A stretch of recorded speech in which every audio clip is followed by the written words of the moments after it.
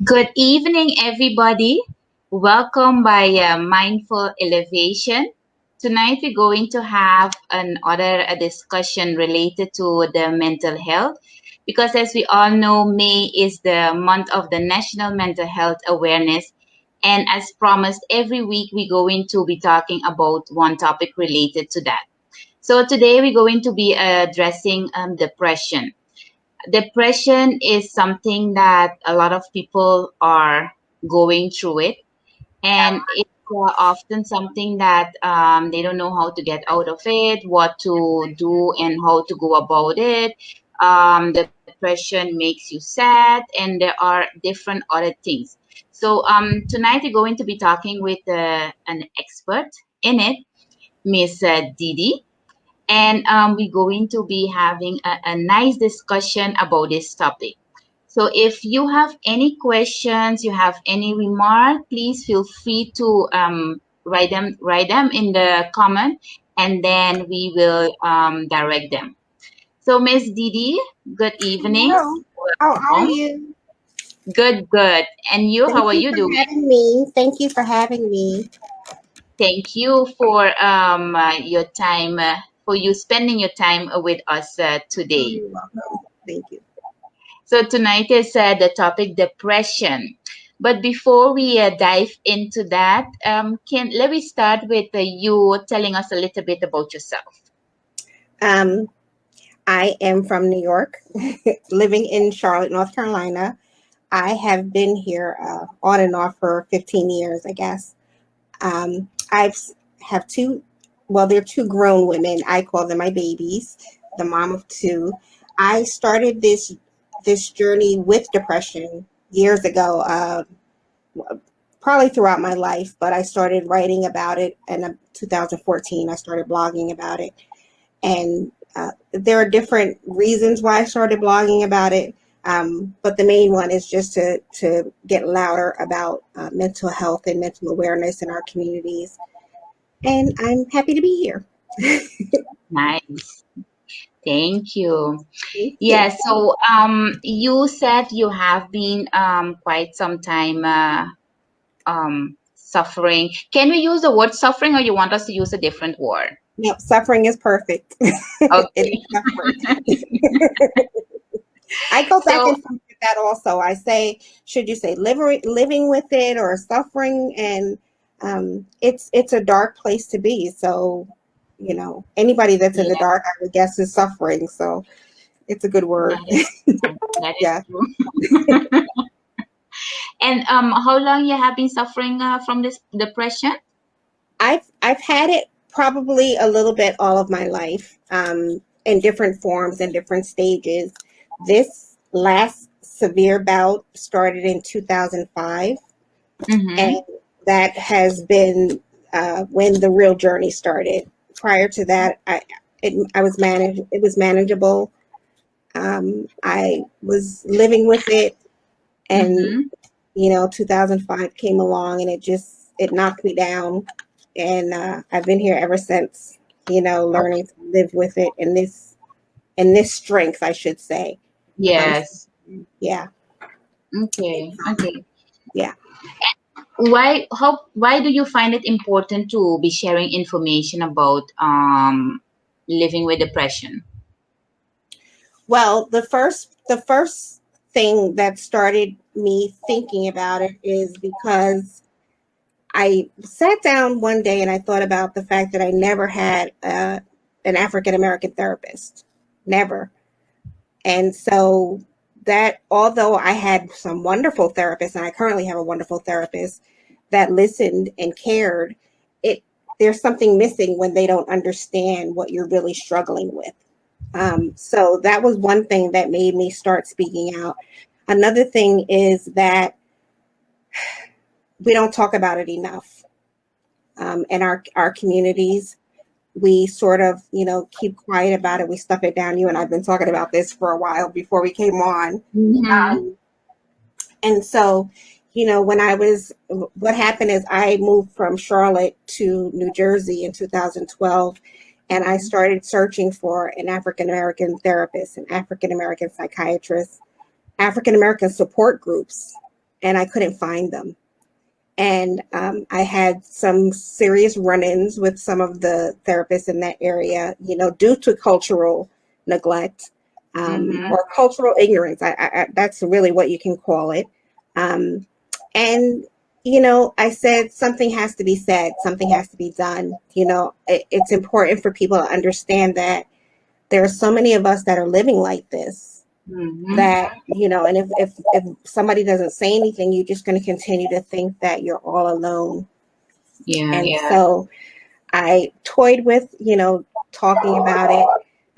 I became more open with the people in my circle, because before then I didn't share how I was feeling or what I was going through.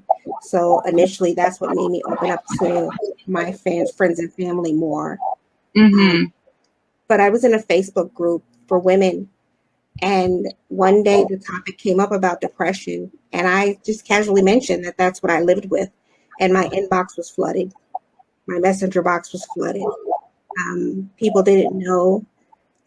People didn't know their symptoms. People didn't know that, we went through those things. People didn't know that we went to therapy. People, how do I know if I'm depressed or I'm just having a bad day? So there was another blogger in there, another woman from Brooklyn, and she was already a blogger. So I got some help from her, and I started writing because um, there are a lot of us out there, struggling. Um, Yes. so that's what made me start doing it. Okay. Yeah, Okay. And you mentioned that at one point you were looking for an Afro-American therapist. How how come you find that important to have an Afro-American therapist? because I think that there are certain things, just number one, racism. I think that someone that lived it, or someone that has some knowledge of it, is better able to help you, because racism contributes to your mental makeup. It contributes to your mental health. So if I go into a therapist and I start to tell her how the plight of racism in America is affecting me, um, I've had therapists discount that. You're just, that's nothing. Or um, I had a I had a big argument with a therapist because I was going through some problems at work. Mm-hmm. And racism in corporate America is a huge thing. Here. Yes. And she discounted that, she because she was from a foreign place, but she was also Caucasian. She didn't understand that, I was a Black woman in corporate America, and I was suffering. So those are things that you want people to identify with. You want them to understand that, those are contributing factors to our mental health. Um, like we were talking about earlier, about how our cultures, we don't talk about it, in our homes and in our circles. If you go to an African American therapist, they're aware of that, so that they will have different ways to speak to you to get you to bring it out. Um, Mm-hmm. I have currently, my therapist is a Latina, and Mm-hmm. um, I've had some conversations with her in the past year and a half that I've never had with any of my therapists. And like I said, I've had some amazing therapists, Mm-hmm. but because, there's a shared experience there, I'm able to open up more to her. I'm able to be myself more with Yeah. her. So I think that that's important. And that's not, let me just say that, and I say this across all my platforms all the time. Let me not say, I don't discount anybody's experience with mental illness. I don't. This is rough for everybody. No matter your skin color, your background, it's horrible, to live with this. And then the awareness factor is horrible for all of us. But in some of our communities, it's a bit worse. So that's why I try to speak more on that platform than others platforms. Yeah. Yeah. Yeah, because it's like you said, we don't talk about it, and I mean, over here majority of our therapists coming from the Caribbean and or understanding the culture. So, but by us, it's already starting with taking the step to go to a therapist. So, like you said, already there we having a challenge that we're not doing it, and Yeah. we need to start realizing that everybody, not I mean, sorry, not everybody, but I mean all cultures, you have people suffering from either depression or stress or anxiety. So it's not that it's only in one particular culture. So it is okay to go and try to find someone for you to be able to talk about it, and see how they can help you, Yeah. and maybe you can get some more clarity about how to go about it. So I Yes. find that very important. And I don't think that it has to. I think a lot of people also think that it has to be a severe situation. It really doesn't. There you can. Everybody has a hiccup in life. A Yeah. period that they go through where they just need to talk to somebody that's a professional, and so Mm-hmm. we should feel more comfortable seeking out help when we're stuck. Because the truth is that our friends and family are not professionals, and they don't want to always listen to everything that we have to say. So Mm-hmm. we have to normalize, Yeah. and Mm-hmm. Yes. yes. And when did you start noticing that something was off, and that you knew that you had to go look for professional help? I think that in the younger years, I did have help. I did have professional help when I was in a younger third grade, fourth grade, those Mm-hmm. ages. As I got older, I sort of backed off a little bit, but I did always notice that my anxiety levels were high, my stress levels were always high. Um, but that was always me being a perfectionist. I always brush it off as that. I think that when I had my oldest daughter, um, the postpartum kicked in, and I didn't know anything about postpartum depression. And I had an older doctor who sort of didn't, wasn't too well versed on that. And that's when I started to realize that there was something wrong. Mm-hmm. But I just, I brushed it off again. I threw my work into um, being a mom, and that's what I did. And 2 years after I had her, my grandfather, who I was very, very close to, passed away. Mm-hmm. Um, Mm-hmm. and I remember when I came home from his funeral, it was about 2 days after his funeral, and I felt the breakdown. I felt myself break. Um, and I was never the same after that. And Okay. I think that that's, and as time went on, I was just putting band-aids on everything. It was okay. Grief goes on, but you have to move on. You have to Mm-hmm. raise your daughter. You have to. And then when I had my second baby um, in 2000, it was like, okay, well, we're going to put more band-aids on everything. So I just put band-aids on everything. Mm-hmm. And it wasn't until 2005 that the band-aid started to fall off. And I wasn't taking care of myself. I wasn't taking care of my hygiene. I wasn't taking care of my looks. I wasn't, my memory was bad. I wasn't really functioning well at work. So it was then when I started to, but even still, I still went to my primary care and said, oh, I think that, my migraines are bad or my stress levels are bad. And she humored me for a little bit. And then, after a while, she said, this is mental. This is, you're breaking down. Yeah. Well, 2005 was the first time that I realized that I was as bad as I was. Okay. Okay. So at that time, your coping mechanism was to kind of like put bandages on it, and just Yes. come with, for example, it was your children or work being too much, and then okay, and And then just keep when. busy. Mhm. You know, I kept busy. I'm sorry.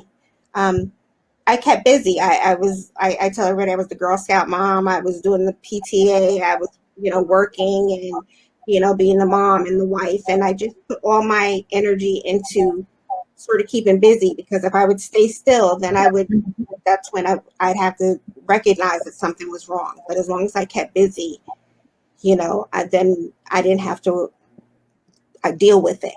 Yeah. So that was it. That's the Band-Aid.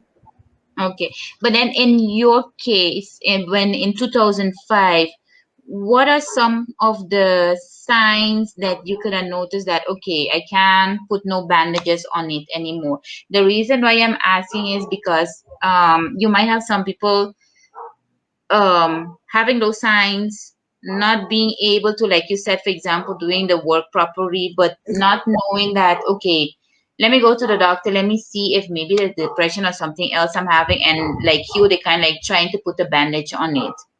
Okay, some of the physical signs I noticed was these dark circles that you see under my eyes. Um, I'm I'm pale, so they're always there, but they started to get darker.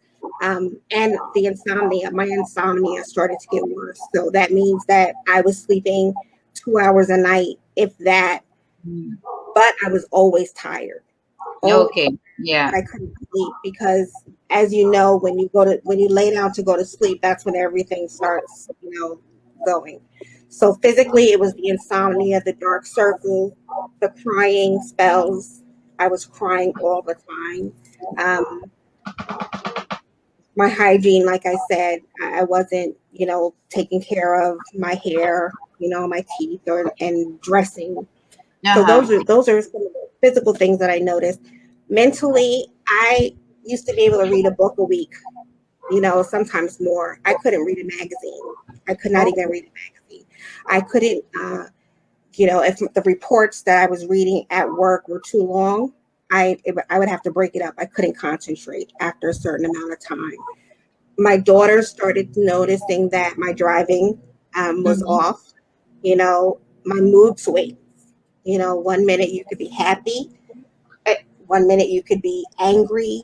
Um, so the mood swings, that's a big one. When Okay. you start snapping at people, arguing with people, Mm-hmm. um, patience, when you lose your patience Mm-hmm. quickly, I mean, you have none. Losing the desire to do things that you love. Mm-hmm. I'm a cook. I love to cook. I didn't like to do it anymore. I didn't like to read anymore. Anything that I had to do had to be an obligation. We talked about this earlier. It had to be an obligation to get me to um, to do anything. Sleeping too much, sleeping too little, sleeping too much.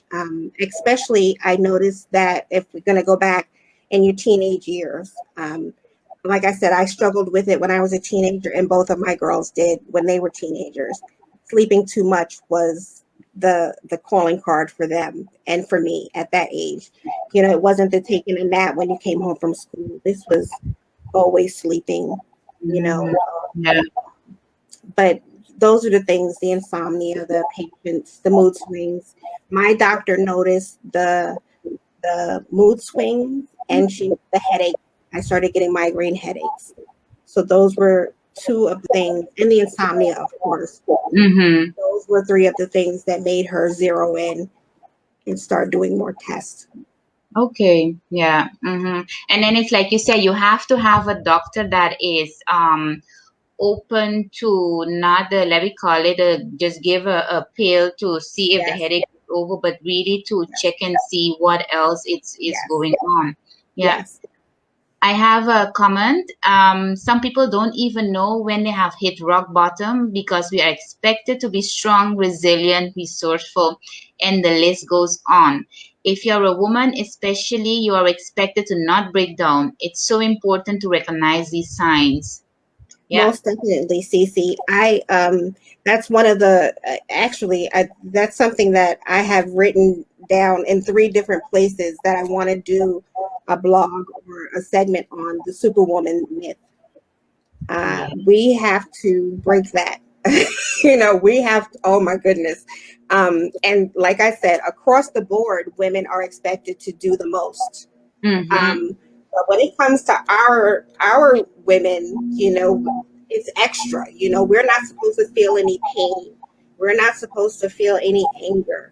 We're just supposed to keep going and keep going and keep going. And it's like, well, if you run a car too long with no gas, what happens? You know, so what makes you think that I, as a woman, should just keep going and going and going out of gas? That it Correct. have to. I have to. We have to break that because it's Yeah. not as. Yeah, most Mm-hmm. definitely. Yeah. Yes. Yeah. I mean, I remember during those years that I how you call it? My stress level was so high. I mean, it's not depression, but still the stress level was so high. And then you're thinking that yes, but you still need to keep on going. You need to do ABC. You can't leave nothing slack down. And Yes. yeah, mm-hmm. And I And we even really still feel like that. You yeah, know, even as aware of my condition as I am, I still feel horrible when I can't do things. You know,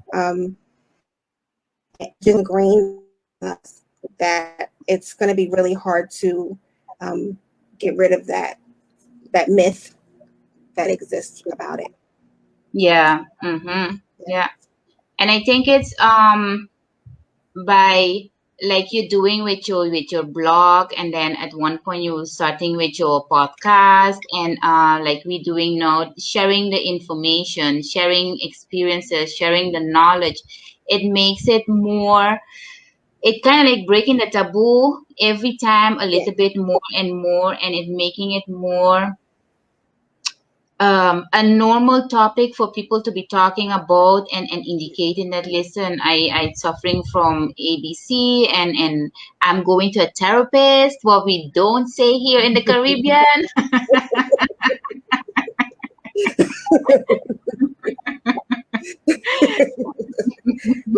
Like I was sharing with you before the show, I grew up in Brooklyn, and you know there's a large Caribbean population in Brooklyn, and a lot of my friends, you know, they just still want, and they're struggling.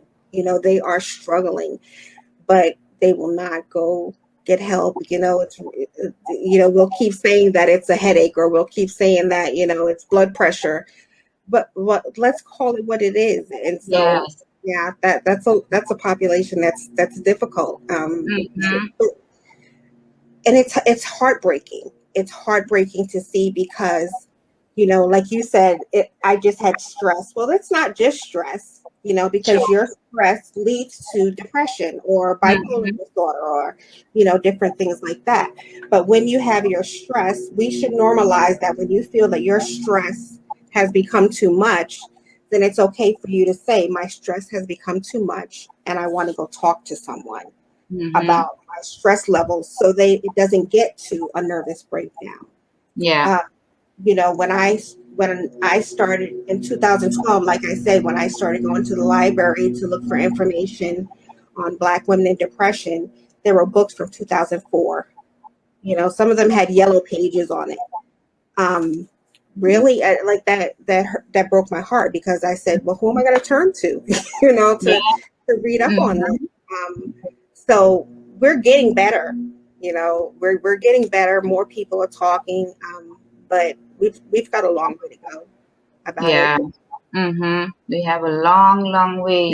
And, Yes, and we need to get off from that mentality that we not sharing things because we are afraid of people going to talk about us, and saying things that according to us are not true. So yeah. yeah. I call it the what goes on in this house stays in this house. Yes. Um, that's what my mom used to say all the time. Don't tell Mm-hmm. anybody this, don't tell anybody that. Yeah. And I didn't. I didn't. There were certain people that, I had a teacher that, picked up on something, wasn't right. But other people will just pass you by, and so they won't know that you're struggling. Mm-hmm. So, you know, we have to we have to start talking about it because, Yeah. and that's funny that you said that. I was watching the ID channel the other day, and this woman was a Black widow, so she would kill every husband that she had. And so the daughter was the one that was talking, and she was Caucasian, and she said that we couldn't say anything, we couldn't tell the family, we couldn't tell anybody because she said what goes on in this house stays in this house. Mm-hmm. Yeah. So it's across the board. that Mm-hmm. we live with that, but we feel the shame for a lot of other reasons. So I hope it gets better that we start talking about Yeah. it. Yeah. Mm-hmm. Yeah. And then for me, sometimes it is, I do see people going through things, but then you're not sure till which degree you can kind of, like, for lack of word, keep on pushing for them to look some for professional help, because you don't want to alienate them neither. And especially, like, we have been talking about, we thinking that dirty laundries, we're not hanging outside. And yeah, so that's the side of the coin. I think that what I started to do with people, and don't get me wrong, there, as much as I share, there is a whole load of stuff that I've never shared. I have a lot of stuff to work through. But I think that what I started doing with people is, if they come to me with something that they feel they should be ashamed of, I sort of nip that in the bud right away. I say, well, there's so many people going through that. Or I've dealt with that before, or I know so and so has dealt with that. And then that way, little by little, they will say, okay, well, I'm not out there alone with this. Mm-hmm. There's somebody else. People that don't want to be pushed into going to therapy or stuff like that, then I'll say, oh, I read this article. I'll just send them an article. Or I read this book. Or, I hear that there's this group, on Instagram or TikTok or something like that, and get them going that way. So people can take baby steps, because it is hard to Mm-hmm. sort of say, uh, it's it's shameful, Yeah. but I'm going to be honest. I was ashamed, and I still am to some degree, um, to admit that you're not all there. You're not functioning at full capacity. When you feel like you can't do your best, or you're not doing your best. I still Mm-hmm. feel shame. So I understand how people feel when they're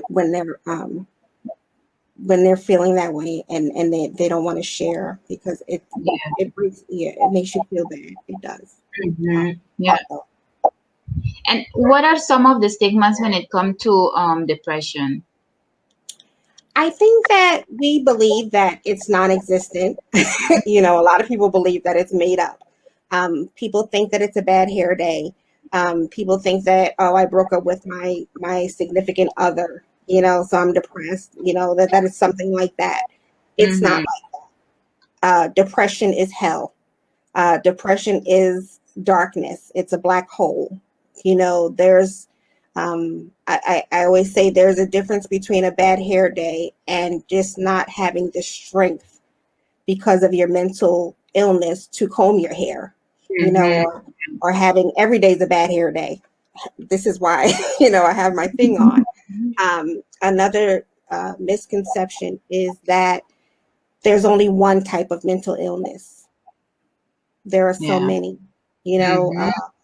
and the problem is that we have a lot of misdiagnosing going on. I was misdiagnosed as having bipolar disorder for years, because they thought that I had, because I said I had mood swings, Mm-hmm. that I had bipolar disorder, because that's the characteristics. They didn't realize that the mood swings were just the lack of patience, or, the frustration with the depression.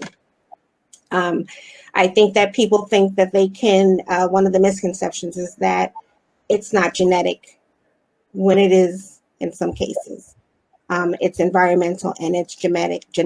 I have it on both sides. I have mental illness on both sides of my family. But I've also had environmental contributors to it also. Um, Mm-hmm. so, but the genetic thing is not something that I knew. Even when after I got sick, I didn't know that. Um, Okay. I did research on that, and it could be genetic. So it's not something that can be fixed, without a medication, or Mm-hmm. without a therapist. Yeah. So I think that those are some of the things that people need to start thinking about. This doesn't just come out of the blue. Mm-hmm. This is more than a bad day. This Yeah. is more than like you said, you just have a stressful day, but this is a stressful life, for Mm-hmm. you. Yeah. um, but I think that's one of the misconceptions that we have. Okay. Yeah. In your case, how did you find out or figure out that it was no, who in your family did have or has depression as well? Because, Right. like you said, it's hereditary. Yes. Um, when I had my breakdown in 2006, and I was hospitalized for the first Mm-hmm. time. And when I was in the hospital, they called my mother and my father. And that was the first time that my mother admitted that she suffered from depression. And then Okay. she also mentioned that my father lived with depression also.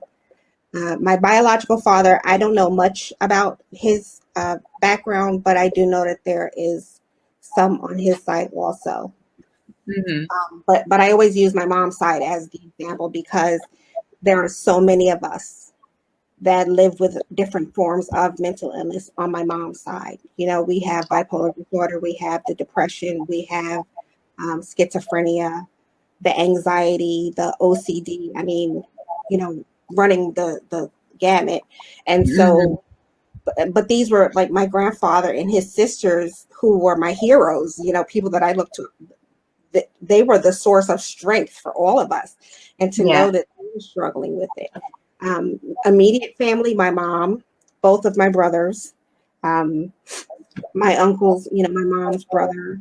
Um, and like I mentioned before, my two kids um, struggle with it also. So Okay. it does trickle down, um, and I never knew that, Ramanda. I never knew that until I went into the hospital, and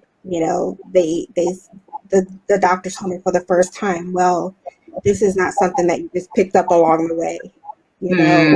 Okay. It sounds like your family had a long history of it, and nobody ever they kept it quiet, Yeah. and said Mm-hmm. anything. So, yeah. Okay. Since you knew what, for example, the sign were, and that you were suffering from a depression, you were able to see it by your children faster than. Okay. I wish that I could say yes. And I'm going to backtrack and I'm going to say I did notice signs, but I Mm-hmm. didn't notice the severity. Okay. So with my oldest baby, I noticed, some of her social interactions changing and not as talkative, and her sleeping habits, started to concern me. But it wasn't until she had an incident that I learned how severe it hit her, because she kept it to herself. Mm-hmm. And I think part of it was because she was keeping it to herself because I was in the next room struggling with mine. Yeah. Um, my youngest baby, I think that I noticed it more quicker than I did with the oldest, but I just chalked it up to, you know my youngest was um, involved in some um, big programs at school. So she was in the Mm-hmm. theater program and her workload was just intense. And, this performance, that performance, she was also a writer. So I think that I just chalked it up to her just trying to keep up with her workload. Mm-hmm. And it wasn't until she went away to college and she had her first incident that I realized how severe it was. So I noticed the signs of depression or anxiety, but I didn't notice the severity of it. So, Okay. yeah. Okay. And so it's you that kind of like, no, it's because they had their episode, that's when you notice the severity. Okay. No, because I was actually going to ask as well of because sometimes you have, because I am suffering from something and then maybe my child is suffering from it too, but because they see me suffering, they don't want to talk to me with whatever they feeling. You I think that that that was. was the way. I think that that was the way of both of them. The three of us are very protective of each other. So, I would not, I would keep how I'm feeling from them so they wouldn't burden, I wouldn't burden them and the Mhm. same thing. Um, and, but part of it is that I think that they did, I think that we all believe when initially we're hit with this, that that's not what it is. It could be that I'm just, I'm my friends, I'm losing some of my friends, Mhm. and so I'm struggling because of that, or I gained or lost some weight. I'm struggling because of that. I think that initially we're all shocked that it could be something to this degree. Yeah. So I think that that was it. Um, and I'm going to say, because I know that people will look at this and listen to this also, and it's similar to what you asked me about my symptoms. The symptoms were the same for my babies, the sleeping and the not sleeping. It's coming home from school and sleeping for hours, and then prancing around in the middle of the night, Mhm. not being able to concentrate. My oldest daughter had a lot of trouble with the concentration, and she was in her last year of high school. So those are things that I noticed. So don't get me wrong, I knew something was wrong. Yeah. And I did make sure that I kept myself open to listening and talking, but I didn't notice the severity of it. Mhm. Yeah. Okay.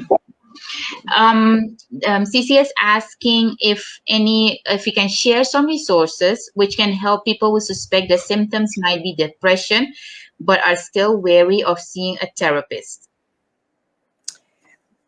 I know that this is going to sound weird, Cece, but Instagram is a wealth of information. I know that you're on Instagram too, Ramonda.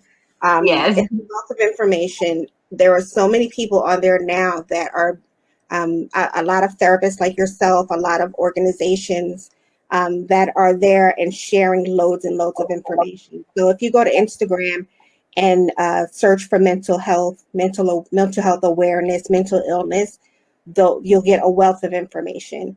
The second thing that I always tell people is the National Alliance for Mental Illness, which is NAMI. Do they have NAMI in St. Martin? A No, NAMI? but we do have a mental health foundation over here. Yeah. Yeah, NAMI was how I first got involved with mental health advocacy.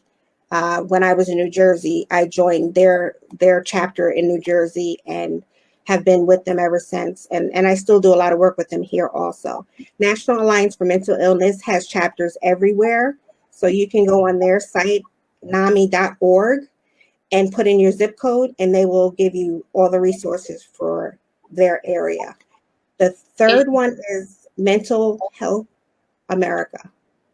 I believe that they have chapters in several places also. MHA, I think it's MHA.org.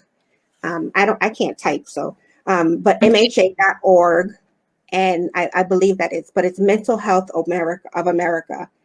And they're another site that not only do they have mental health resources, they also have a course. Well, a lot of people have this course now, but it's called QSP, which is question something persuade, which is a suicide prevention course that you can take through them. You can take a mental health first aid course through them, and those are different resources that you can do by yourself to become more aware of the signs and the symptoms.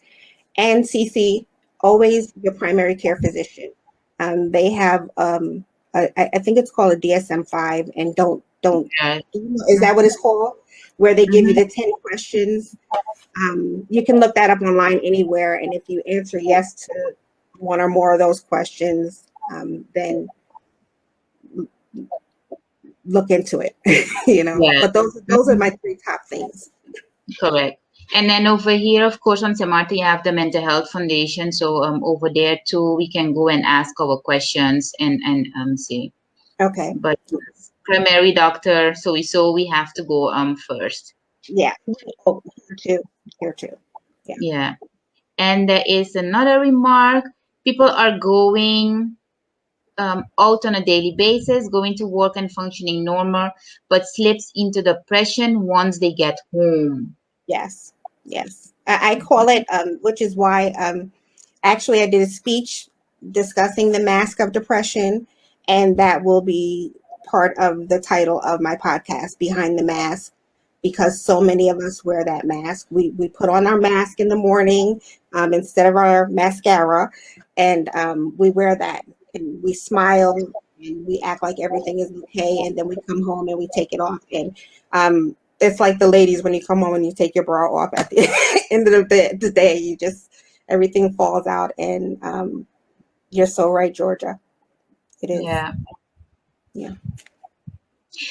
I'm thinking, I mean, I can have an idea based on how things go in daily life, but how do I have to see that actually? Because, like you said, some of the signs are that you have severe headache, you can't concentrate at the job, or you mentioned you can't read reports properly. Um, Let me call it the coping mechanism then. What kind of coping mechanism you have in that situation for you to be able to mask it for other people not to see it? Like I said, I kept busy. Mm. So, if you see me out there and I'm the PTA mom and I'm at the soccer games and Girl Scouts, and, I had a book club and I was the social butterfly, people always coming to my house for dinner and stuff. Who would know? Because, I'm Yeah. laughing, I'm joking, because I think that one of the misconceptions, going back to what you said before, is that when you're depressed or when you're living with a mental illness, you walk around with this cloud hanging down over your head that people will see automatically. And that's not Yeah. the case. It's an internal cloud that we carry. So on the outside, we're just fine, but Mm-hmm. so what the coping mechanisms, are you eating too much? Are you eating too little? Are you drinking too much? Are you smoking too much? Are you having too much sex? Are you shopping too much? When you have bipolar disorder, that's one of the shopping is a major, clue to the doctors, that if you're going out and doing manic things, so those are coping mechanisms, but Mm-hmm. are you coping? You're coping, but coping to excess, and so myself, speaking about myself, I know that if I went home and I had a Pepsi and a coffee cake, you know, that was going to make me happy until it was time to go to bed, Mm. or when I get up in the morning, I have to have my coffee. Um, those are coping mechanisms. You're not doing things for enjoyment. You're doing things just to keep yourself from feeling bad or from slipping into feeling Mm. bad. Yeah. So I think coping mechanisms is not one thing. I think it's a blanket, and it's different for everybody. Yeah. Yeah. Mm-hmm. Hmm. Correct. Yeah. We have a question. Is there regret when it trickles down to the next generation, meaning not talking to them more about your own depression? Yeah, we can Yes. only. And that happens to be my sister, that's asking the question, and one of my oldest friends, 40 years. And so when we were talking earlier about how your friends start to change to cope, help you cope, she's one of them. And I love her for it. But yes, what happened, I think that in the generation before us, I'm 50. So the generation before us, they didn't talk to us about mental illness. They didn't talk to us about depression. Now that I am older and I know that my mother was suffering from depression, I can look back and I can see the traits in some of the things that she did when we were growing up. And I know that now that they are depression. But no, they didn't talk to us. And I think that it was shame. I think that it was just trying to keep the strength. I think that it was trying to keep the families together, trying to keep the families intact. When I Mhm. think about my grandpa, to think that he had depression, floored me, because, like I Mhm. said, he was one of the strongest men that I knew. But I'm sure his thinking was, well, I have to push that to the side because I've got these kids to take care of. I've got these grandkids to take care of. And who's gonna, respect me as a man if they think that I'm Yeah. weak enough to have, depression. Um, Mm-hmm. but it's going to be different for our next generation because I'm very open with my girls. I know that my cousins, my younger cousins, I'm very open with them, and now they're very open with their children. And so, Okay. even if we don't make a change, they are making the change because Mm. they are talking more about it with the next generation, their next generation. Yeah. Mm-hmm. Yeah. Okay. Once you got diagnosed with depression and you learn a little bit more about your family history, how that changed your life? When I got the diagnosis, Mm-hmm. mm, the first the first couple of years were hard.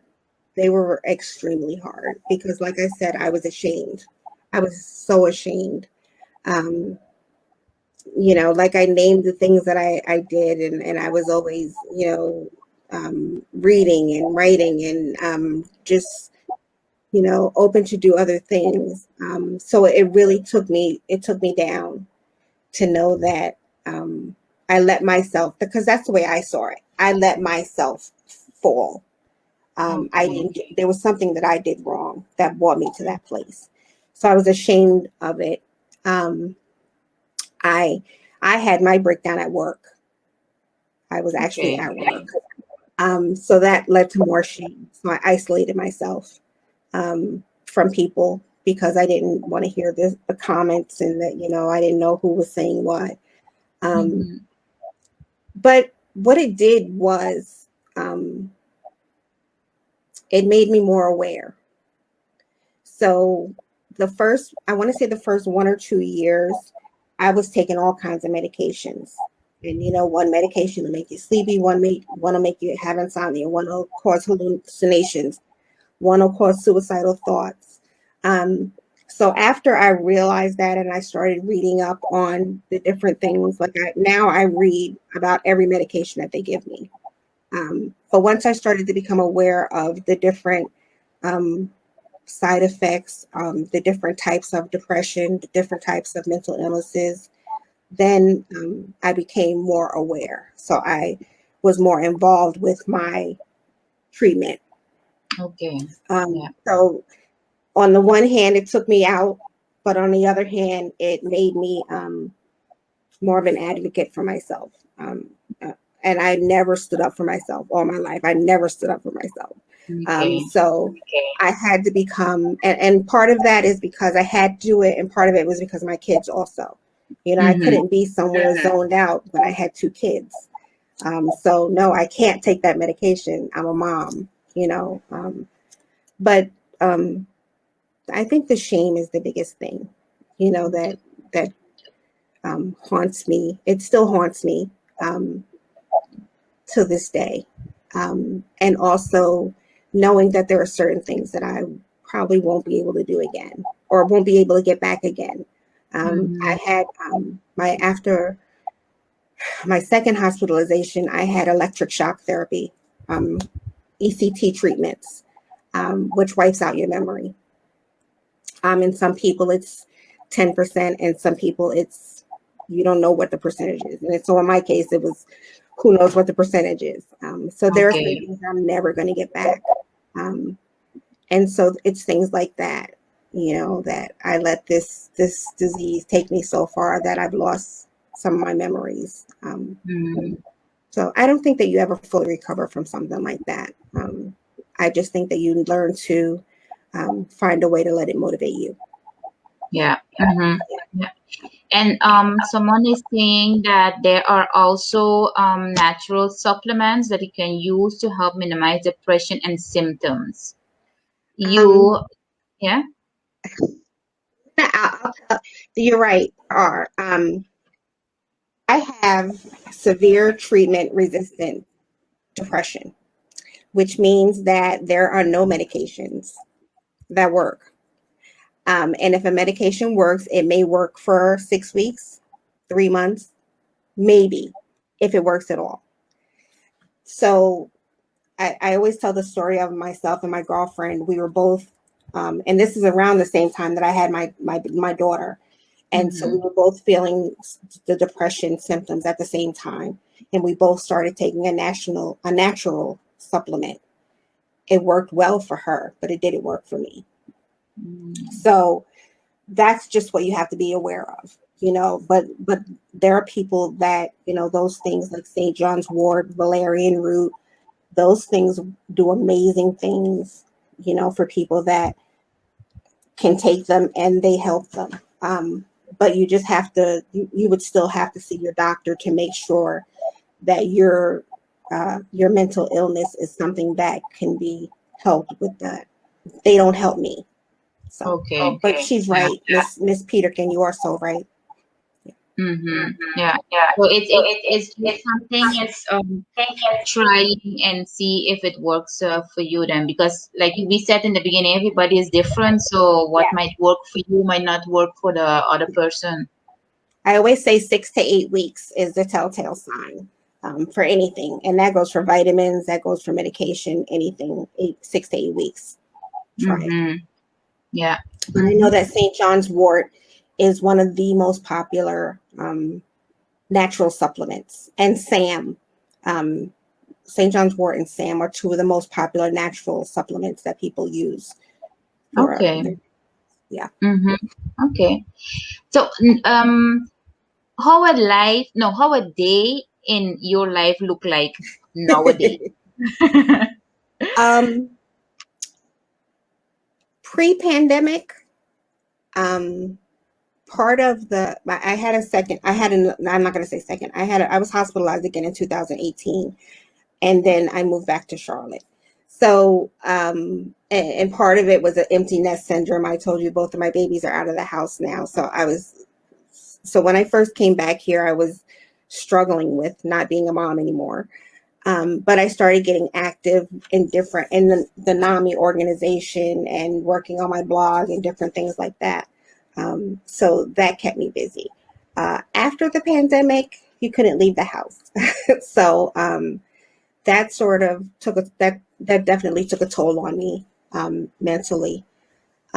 So, on a good day, if I get 3 hours sleep, I can get up and I can get one or two tasks done a day. Um, on a bad day, no. On a bad day, it's a lot for me to even get up and go to the kitchen to get some juice. So it's different. Every day is different for me, and I'm sure millions of people live like that. If I have a Red Bull, I'll maybe get more done that day. If I have Starbucks, maybe I'll get more done. So what I try to do is I have a list of things that I want to do, and I have trained myself to say, if you get one thing done today, and it doesn't have, you don't have to move a mountain. If I make my bed, I'm happy.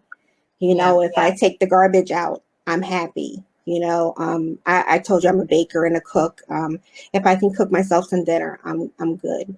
Um, so those are the things. Picking up my socks out of the floor, that's a major thing for me. I applaud myself when I do that now, Mhm. because Yeah. some days you can't do that. Mm-hmm. So no 2 days are alike, for me. It just depends on whether my monster is acting up or not, Yeah. that day. Um, but every day I try. I can say that. Every day I try. And every day I try to do one thing to help somebody else. So even if I stay in the bed all day, I will post on Instagram or Facebook or TikTok. Even if it's to let people know that I'm having a sucky day, and, but I did such and such, or here's how you can get out of your bad day. Um, so I can say that I do try every day. Yeah. Mm-hmm. And it's the small steps that comes. Yes, yes, Mhm. baby steps. Yeah. Those are the big things. Well, and like we addressed it at the beginning already, to make the discussion more open, and I love it what you guys do, that when you have a like you call it a sucky day, you just say that plain out that today is not so good day, instead of just putting that everything is peachy and going good, and then yeah, people thinking that, oh, okay, so I might have depression, but I'm supposed to be doing good and okay. So if I'm not, then where am I standing? Right. And I think that that's why, a lot of people ask me why when I say my tagline is the good, the bad, and the worse. Because people, we have millions of feel good stories. You can go out and on any given day and buy a book about how they had it bad, they didn't have it bad, and then they overcame. And that's Mm-hmm. wonderful. That's amazing. But I think more we need to hear from more people that haven't overcome or overcome minute to minute rather than have completely overcome. That's why when we were talking earlier about when you said life after depression, and I was like really shook when I read that last week, because I was like, I'm gonna have to email and tell her I'm not over it, it's not after. um Yeah. but I've learned to cope with it. um but Mm. I people need to hear that, you know even if you're in the dark hole, there are other people in the dark hole with you. Yeah. Even if you're having suicidal thoughts, there are millions that are having suicidal thoughts with you. Um, Even if you can't get out of bed, there are millions, laying in bed with you. Mm-hmm. There's so many people struggling. And that's why I started talking, because I wanted people to know that, um, even at rock bottom, you're not by yourself. Yeah. Ever, Mm-hmm. ever, ever. And more people need to understand that so they can start having that conversation. Yeah, yeah. And that's why I love your, let me call it your title to Life After Depression, because it's like you said, for me then, what attracted me, it doesn't mean that you might be completely cured and you don't have the depression, but you might have find ways to cope with it, and taking your small steps, like you said, and also how you sharing the information with other people. So for me, it's more like, okay, you got the diagnosis that you have depression, and now how you continuing with life. So Yes. for me, mm-hmm, You have to, I, I, I I struggle with, um, always using cliche terms like you're not alone, or, don't give up or keep fighting. But that's the only way that I'll make it through the day, if I use those, some of those terms. I actually have, yes, you can. When I open my eyes, it's over my bedroom door. When I go in my bathroom, I have certain things on the mirror. Um, that's what you have to do. You have to, keep struggling, but keep fighting at the same time. yeah, It's not pretty. It's not pretty at all. But you can make it look good some days. You can do your hair some days. You can, put your lipstick on some days, and don't feel like you can't smile. Don't feel like you can't laugh. Just because I have this diagnosis doesn't mean that I don't have some amazing times with my friends and family, or I don't watch some shows and crack up. yeah, That's not what this means. mm-hmm, You can have diabetes and you still laugh with your friends and joke with your friends and talk with your yeah, friends. mm-hmm, It- there's life while you're living with the mental illness. I guess that's yeah. what I should. Yeah. And how important is it for you to have a group around you? It saves my life. It saves my life. Now I live alone, and the majority of my friends are in New York. Um, but they text me every day. They tell me they love me every day. They say hi every day. People on Facebook say hi every day. Both of my brothers will say hi. It's very important to have people that understand. Like my sister Michelle, that's on here, is a hairdresser. And so when I was in New York, there are days weeks that I would not comb my hair. I mean, to the Mhm. point where it was matted, you know, like you would think that I had dreads. Um, and so initially she'd yell at me for not taking care of my hair. But then she Mhm. got it. She's like, okay, just come, sis, come. And I'd sit down. I wouldn't have to say anything. Some days I'd cry, some days I'd laugh, but she'd just comb through my hair and make it look good again. You Yeah. know, those are the people. My best friend here says, let's go get coffee. You know, Twitty, let's go get coffee. And I know that I have to go get coffee because probably she has something to talk about. I have something to talk about.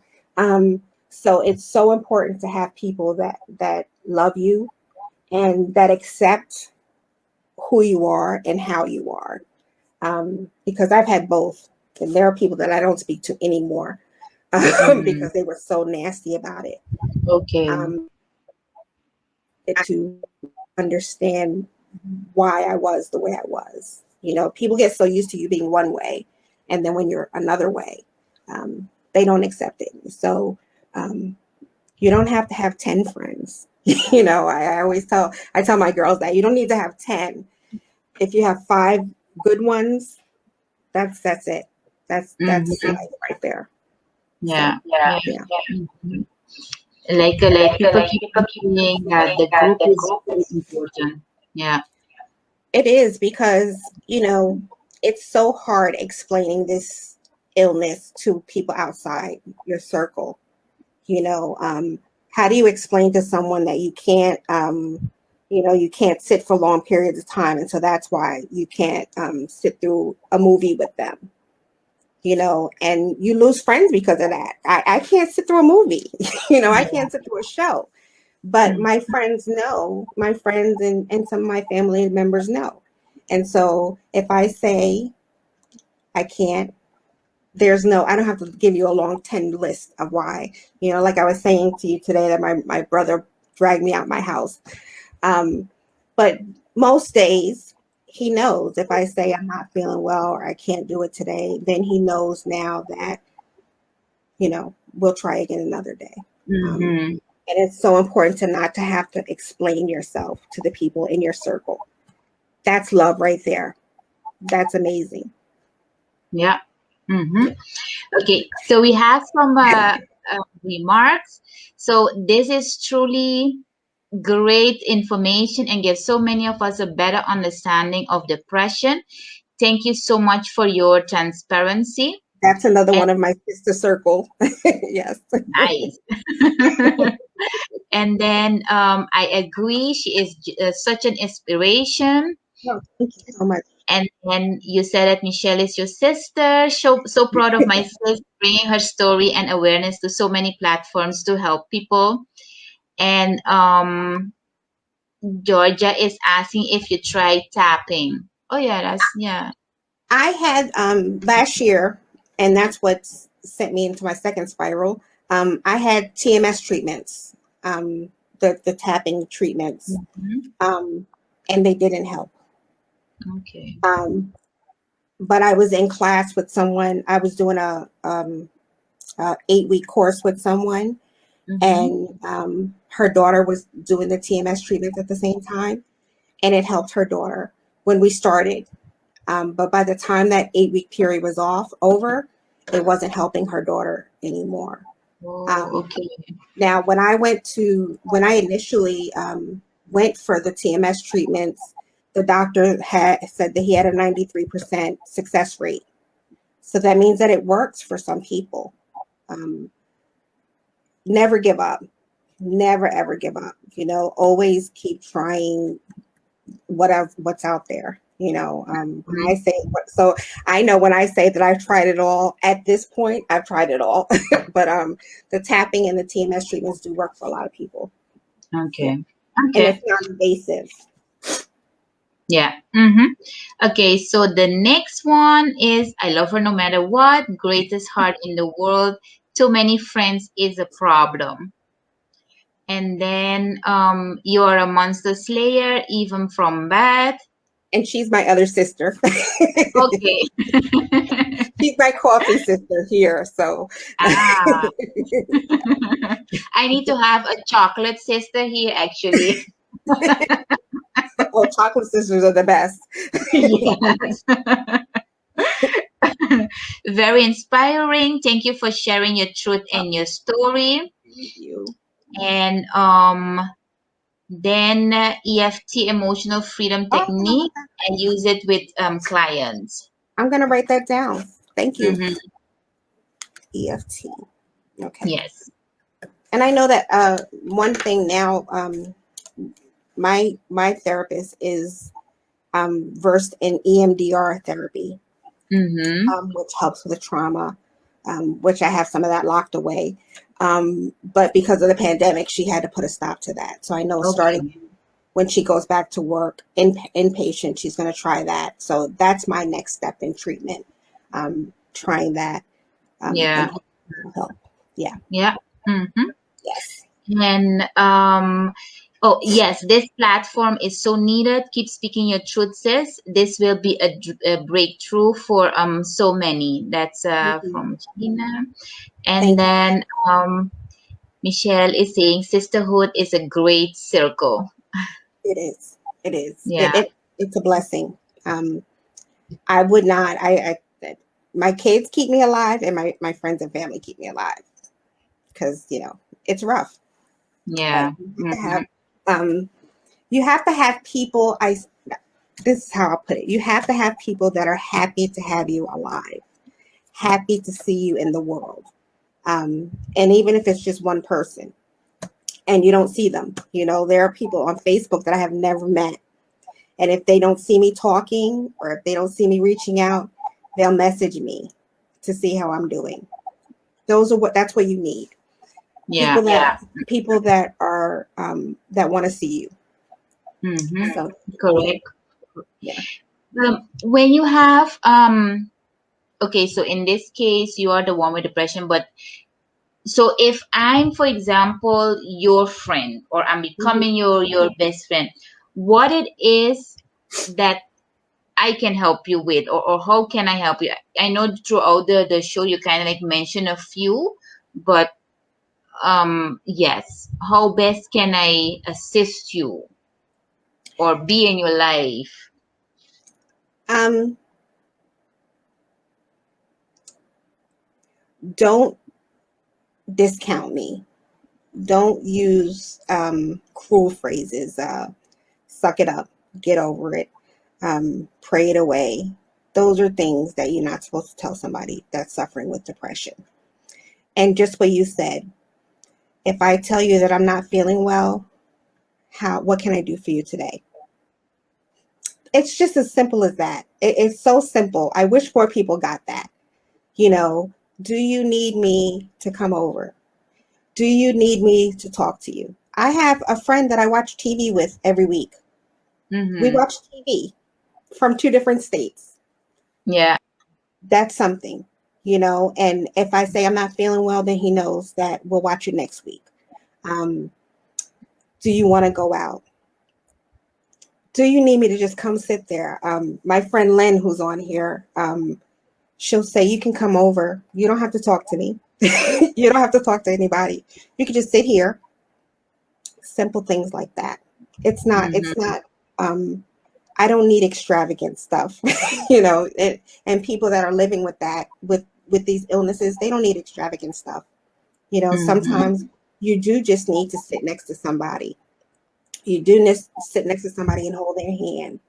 Um, Sit next to somebody and they tell a stupid joke, you know, just Yeah. stuff like that. But Mm-hmm. exactly what you said. What can I do for you today? Yeah. Yeah. That's it. Yeah, we so busy, and we have a so hectic life that indeed when somebody is telling us, okay, for example, they're not feeling well, we don't pump the brake and say, okay, what can I do for you? But we quick to say, like you said, oh, it will go over. Tomorrow will be okay, and then you can continue again. So yeah. Yes, Mm. and it's humiliating Because, you think about that. If you keep brushing people off in that manner, they're never going to talk to you. They're never going to share anything with you, and they're going to feel like a burden. They're going to be embarrassed. And those are the people that do things to hurt themselves.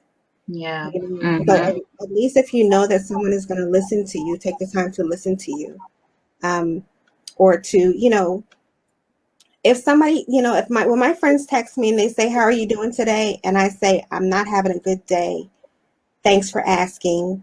How are you?" That's it. Yeah. You know, Mm-hmm. and they don't go to this long, 3-page essay about why I should feel better. It's just like, oh, I'm feeling, because that means I don't want to talk about me. I'm not having a good day. Tell me about you. And then they Mm-hmm. start talking about them. Just something, Yeah. and it takes my mind off of me. Mm-hmm. We have to start understanding that it's the simple things, and saying less is saying more. Being there means more than anything. And that doesn't mean physically, that means in spirit, in soul, in heart, love, those are the things, that mean a lot Yeah. to Mm-hmm. everybody, not just people that are living with mental illness, to everybody. We all need to, Correct. like Lynn said, we Yeah. need to start saying, "How are you?" and then listen. That's, Mm-hmm. yeah, we have to slow Correct. down and see. Yeah. Yeah. When I look at myself, I think I need to learn that, especially when it's my close friends and family members, that when they ask me how I'm doing, that I'm not saying I'm good when I'm having a sucky day, or the day is not going good. So I think We're going to get because t-shirts. I'm going to send you a t-shirt that says, "I'm having a sucky day." yes, because then that doesn't give them the opportunity needed to be like, okay, what it is that you need. So Yeah.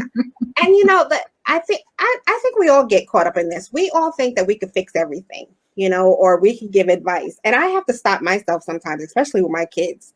So if my kids call me and they tell me this is happening and I'm not feeling well for that, and I'm like, "Well, this is how you do this, and if you do this, if you do that," and sometimes I pull back and I say, "Okay, just shut up and listen to them.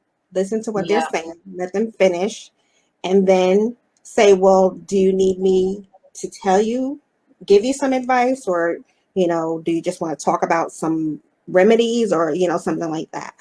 And I think we have to understand that we can't fix everything, Mm-hmm. and so if you can't fix it, and then don't try. And if you say, "I'm having a bad day," don't try to fix it and don't give advice. Just say, "What can I do for you to make your day Mm-hmm. better?" Or to make, Yeah. and not even to make your day better, to make you feel more comfortable right now. Yeah. Mm-hmm. Yeah. But we That know those how are our old timers are. If you go into and you tell your elders that you're not feeling well, they're going to give you a whole long list. So those yes. are the people that you go, "Okay, I'm fine."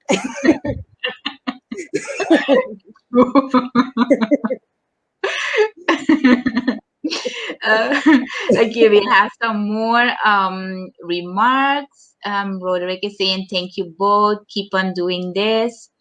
Thank you, Donna, for humbly sharing this information. Love you. That is Theora Berg. And they're saying that the small things matter. And yes, I saw this being called toxic positivity, Yes, yes, cliches like suck it up and oh. Mm-hmm. And we need to start meaning how are you, and then listening. yes, Yes. Mm-hmm. yes, Yep. And then we use the term how are you. Oh wait, this one. We using the term how are you just as a cliche. Yes. We don't really stop for the person to really respond. yes. That And happens too. people start to say, "No, how are you really feeling? How are you really feeling?" Mm-hmm. That's Yeah. it. Yeah. Because you can say, "I know you're lying. I know you're not feeling well. How are you really feeling?" And Mm-hmm. that's what we need to do. Yeah. You're right, Georgia. At the beginning, you said, or during the show actually as well, that you have a blog and you're also going to start with a podcast. Can you tell us a little bit about that?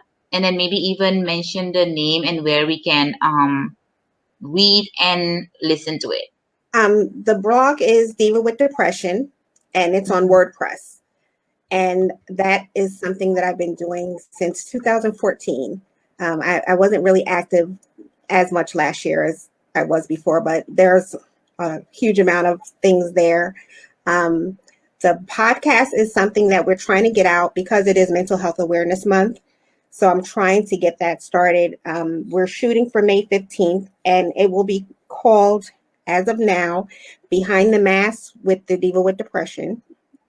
And it'll be the same as all, the platforms, the blogs.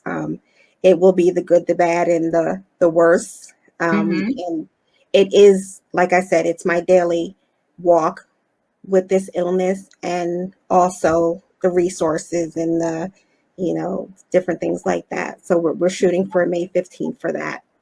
And Okay. I do Okay. have YouTube, and I do have Instagram, Twitter, and TikTok, and Facebook. All of my And favorite. those all are Diva with depression, Yes. right? Yes. Yes. Yes. And I'm sorry because I'm not so technical, but when you're Oh, saying WordPress, is it it, how? it's WordPress .com, I believe. Okay. So if you go to WordPress.com and you Mm-hmm. type in Diva with Depression, then it'll take you to the blog page. Okay. WordPress is the host for it. Okay. Okay. Yes. Okay. I'm And putting that in the chat. So for whoever that is interested, they can have it there. Oh, and they're asking if it will be 18 plus. yes, I would like my audience to be at least 15 or 16, but definitely 18 plus. Yes. Only because I have experience with teenage girls with depression, as a parent and as someone that lived with it at that age also. So I would like to make sure that I leave it open to 15 and 16 up, because 16 is when I was first diagnosed. Okay. Um, but if I do have days where I will have 15 and 16 year old topics, I will make sure that I make sure that everybody knows that they can listen on those days. But Okay. 18 plus definitely. Okay. And the podcast, it will be only you or you will have guests as well? Like I told you before, I'm nervous. So probably for the first 3 or 4 episodes, it will be me. Mm-hmm. Afterwards, I would like to have, just to keep it flowing and keep people listening, have guests like yourself, who's a professional and who also is reaching out, have guest host, and that way I'll be able to touch on more topics than just the mental illness, but different things Yeah. that feed Mm-hmm. into the mental illness, such as religion. That's something that I would have a guest and a co-host for. So, but the first Okay. four or so episodes are just going to be me sharing my story. Mm-hmm. Okay. Well, when you starting with it, let me know and then Of I will course, share it of and then I course, definitely will listen to it. of course, of course. I'm gonna make sure that I have you everywhere now. So I'll let you Yes. Thank you. know. We reached to our hour and we can be talking about this topic till tomorrow. Yes. But as a let me call it a closing, do you have any tips for whoever is out there that is suffering from depression or maybe don't know yet what to call it? Some maybe motivational tips or something motivational for them? My one of my tips is to research it. We are all on Google, and like I said, Instagram, even TikTok. I'm on TikTok now, and their mental health platform is huge. Mm-hmm. So, and that's for every age group. So that's even better for the youngsters. But I would say research. And I just keep saying, like, as a cliche as it is, you are not alone. You are not alone. There are millions of us out here. So even if you roll over tomorrow and a friend or family member doesn't understand, you can inbox me and I'll understand. Or you can go on a platform and you'll find someone out there who's living in the same situation as you. So don't Mm-hmm. give up Yeah. because you're not by yourself. Mm-hmm. Yeah. Yeah. Well, Didi, thank you so much. So And much. Thank you, yes, everyone. yes, and people saying that you're a strong lady. Salute So you for your much. courage and transparency. Thanks for telling your Thank you so much. story and for the tips. You're So welcome. yeah, so I really want to thank you for your time Thank you and so your much for willingness having me. for sharing this hour with us. I appreciate it very much. Like we said in the beginning, we want to make it more transparency. We want to break taboo stigmas and talking more about these different topics. So thank you, thank you, Thank you. thank you. Thank you. Happy Mother's Day to everyone also. Yes, happy Mother's Day. Enjoy it. Thank And you. then this was a mindful elevation with a topic depression, where we had Didi talking with us about her experiences, how is she handling with depression. So thank you all viewers for being present tonight. And of course, if you have any other questions afterwards, you can always send it, and then Didi or me will always answer you. And then I will see you again next time with a different topic regards to the mental health. So enjoy it and enjoy the rest of your weekend. Bye, everybody. Bye. Bye.